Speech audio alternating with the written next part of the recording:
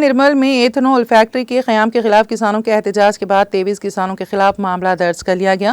قومی شاہراہ پر دھرنا اور نرمل RDO رتنا کلیانی کی گاڑی کو نقصان کے ساتھ ساتھ ایتھنول فیکٹری کے قیام کے خلاف دھرنا دے کر شہریوں کو تکلیف پہنچانے کے الزام میں معاملہ درج کیا گیا۔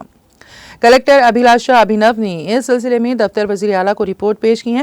کلکٹر نے کہا ہے کہ دلاور پور منڈل مستقر میں ایتھنول فیکٹری کے قیام کے خلاف کسانوں کے احتجاج کی رپورٹ وزیر اعلیٰ ریونت ریڈی کے دفتر کو روانہ کی گئی ہیں۔ ایک بیان میں ابھیلاشا نے کہا کہ ایتھنول فیکٹری کی مخالفت کرنے والے کسانوں کے ذریعے راستہ روکو سے متعلق ایک رپورٹ اور ان کے خدشات کو وزیر اعلیٰ کے دفتر کو پیش کیا گیا۔ انہوں نے کسانوں پر زور دیا ہے کہ وہ تحمل کا مظاہرہ کریں۔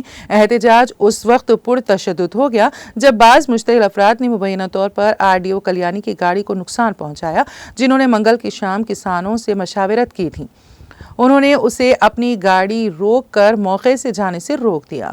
اس کے بعد انہوں نے گاڑی پر آگ لگا دی، تاہم موقع پر موجود پولیس نے آگ پر قابو پا لیا۔ کلیانی کو پہلے ہی نرمل ٹاؤن کے ایک اسپتال منتقل کیا گیا تھا جب وہ رات 9:30 بجے بے ہوش ہو گئی تھی۔